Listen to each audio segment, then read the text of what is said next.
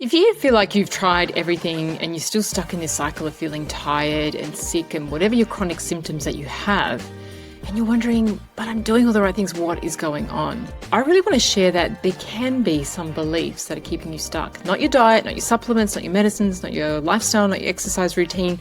None of the things that you've probably exhausted already, but something even on a higher level. So I've been doing this work for a long time, over 20 years, and after the first 5 years, you'll start to see things like what I did in my practice. I started to see things that didn't make sense to me. You know, some people would be not doing the right things, but they'd have no symptoms, their pathology markers look good, they're living pretty healthy lives. Then I would see some people who were really eating well and doing all the right things, but they were sick and they had pathology and they were really struggling. And it didn't make sense. It made me really see back then, and then over the years, I've seen so much more, that there is so much more that's at play here than the tools that you've probably tried already. And I know in my work, because I look at nutrition, I look at mindset, I look at lifestyle, we look at different strategies with herbal medicines and supplementations, etc. But looking at in a very holistic sense, and sometimes there's still something even above that. And I want to share what that is today. So we're going to be going even more upstream. So my work over the years took me from this very kind of on the level of matter, like the diet, the supplements, the lifestyle, the sleep. And it took me into understanding more about how the mind works. What does our thinking do? How does it change our biochemistry? Because we can change our biochemistry within 3 minutes of a negative thought.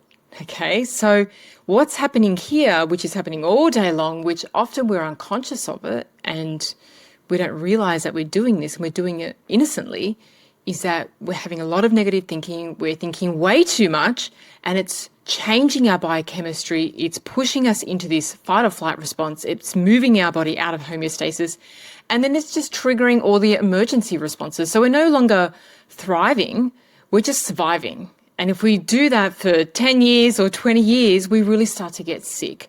And so I could see in my work that what was happening in the mind of my patient had so much significance, probably even more so than their diet, because this was running all day.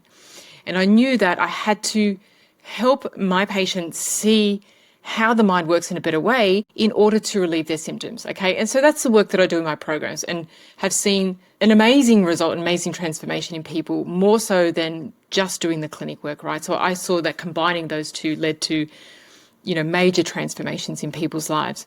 And today I want to talk about even going further upstream. So we're not even going to talk about it's mind and body, but we're also going to go upstream and talk about the quantum field. So really looking at this energetic field, okay? And this is not woo-woo stuff, this is science. So if we go back to quantum physics and the double slit experiment that they did, and I'm sure you would have heard about this, but the experiment was they had tiny particles like electrons that really were behaving very strangely. And what they found was that when nobody was watching, observing these particles, they would act like waves and they would go through these two slits, right, like two doorways, and they would create a pattern as if they kind of existed in many places. But the moment we observed, so as moment someone was watching the experiment, they collapsed into a single path, right, and started acting like a solid particle. And what that means is in the quantum model, our reality exists as potential and possibilities. And it's not until we observe those potentials that it collapses the particles, the possibilities, into our reality, okay? So it becomes tangible, it becomes real, it becomes actual, right? So if we want to change our reality, we need to change the observer, and that is us, okay? And so that's why I think looking in this direction, sometimes you need a new direction, okay? And I see this in my work, and I love getting into this because I can see sometimes the work is so micro, like you go to the doctor and everything's like biochemistry, and even the stuff that I talk about sometimes is so biochemically focused, but we need to go further upstream, right? Because when we get micro, we miss the bigger picture. I've never believed that it's meant to be that complicated. The human body is so perfectly designed. Like if medicine tries to replicate the processes that are happening in our body, forget it. It is so complex, okay? Yet The intelligence in our body can do that automatically. And if we can work with that intelligence rather than trying to manipulate every little button, lever, whatever it is, then we can have more simplicity, but also better results. And so what does it mean by changing the observer? So what this means, and the way that I see it, is that your beliefs about your symptoms, about food, about the medicine, your age, your stress, your chronic disease, your partner or your job or whatever it is, your beliefs that you carry around is the reality that you collapse, right? And so your focus and your attention, I guess, to those areas and the thinking that you carry, and you give a lot of attention to that thinking, that creates the reality for you. It collapses the particles, right? And so in order to change what's out there, we need to change the observer. And so you've got to look at, where are you in conflict with what you want to create for yourself, the future self, the healthy you, the energetic, the one that's doing all these amazing things that you want to do, whatever it is. Maybe it's just being pain-free. Maybe it's not being so exhausted. Maybe it's never being sick. That version that you want to be, where are you in conflict with that right now? Because there are things that you believe right now that are in conflict with where you want to be. And so for a lot of time I hear with people like, but I've been sick for so long. Like, this is a big job for me to get better. You know, I've always been a sick person, or I've always had anxiety, or I need to eat this way for the rest of my life and be really strict in order to get better in some ways. Like, they're so limiting. So there are beliefs that we hold here that will never get us here, because we're constantly creating and collapsing the particles, creating this reality. I hope that makes sense. And I think that's a really powerful thing to really see, because when you see it, you realize that there's not much that's really interfering with us in the outside world, right? You know, I had this conversation, and I don't want to minimize anyone's symptoms, but, you know, like, there's a lot of talk about mold and mold illness now. Whereas my mum said, growing up in Europe, and they had, you know, homes that had a lot of mold. You know, it was just the cold winters and the snow and the damp and very poor ventilation, because they had less windows in order to keep the heat. They had mold, but no one got sick, right? And so I look at things like that in history that are now coming up and being problems, and I'm wondering, how much are we programming ourselves?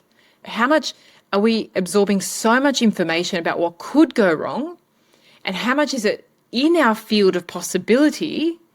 And then when we have too much attention on that, we collapse and create that reality, right? It seems a bit out there and a bit woo-woo, but it is science, okay? And I think we're going to hear more about this in the future. And I think this really has the power to change health and healing and transform your life, right? Because at the end of the day, it's not just about health. It's about creating the reality that you want, whether it's the body, whether it's a relationship, whether it's the business, the finances, the lifestyle, the children, whatever it is, right? It's about creating whatever reality you want. And so looking at, what are your beliefs? Like, really look at them. Like, what is stopping you from getting there? Like, what are you believing right now as this person, this current you, that's in conflict with the future you?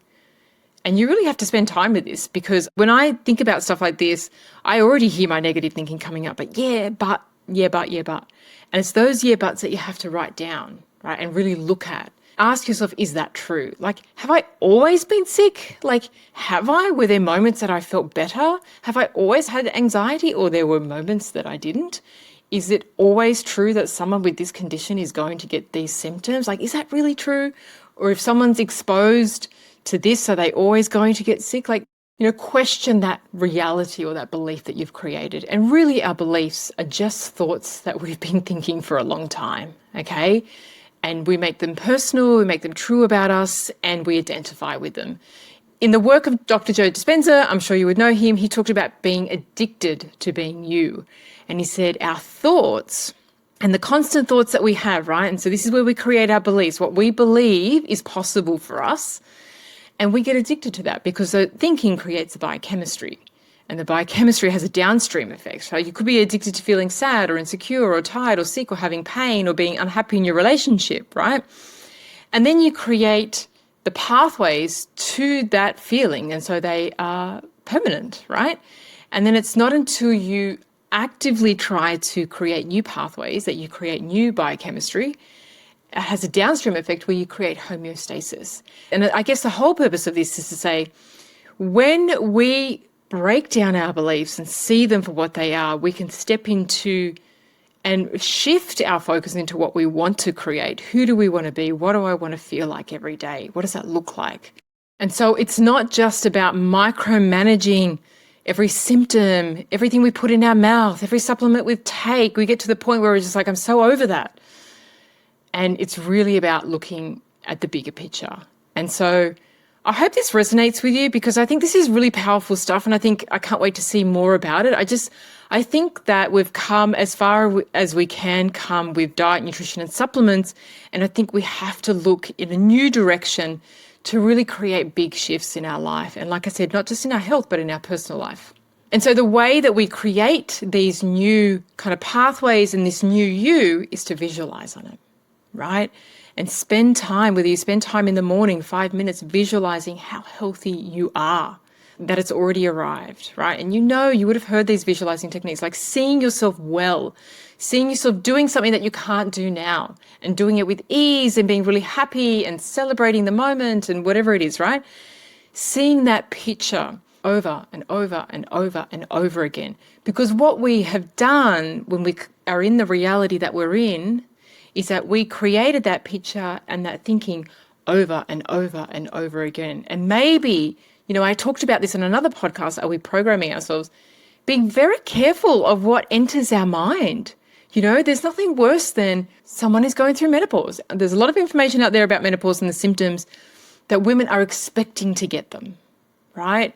And so that information fills you constantly because it's on social media, and so you're flooded. You don't realize how much it's around you. And so eventually, I hear women say to me, yeah, I've got a frozen shoulder because I'm in my 40s. Or, of course, it's perimenopausal symptoms. Of course I'm going to get that because I'm perimenopausal. Like, it's programming, okay? And so that's what we've done over time to create the reality that we're in. It is a lot of personal responsibility to accept this, okay? Because sometimes we feel very frustrated with where we're at and we're like, I didn't create this. Well, I do not want to feel like this, right? And so without blame or shame or guilting or pointing the finger, none of that.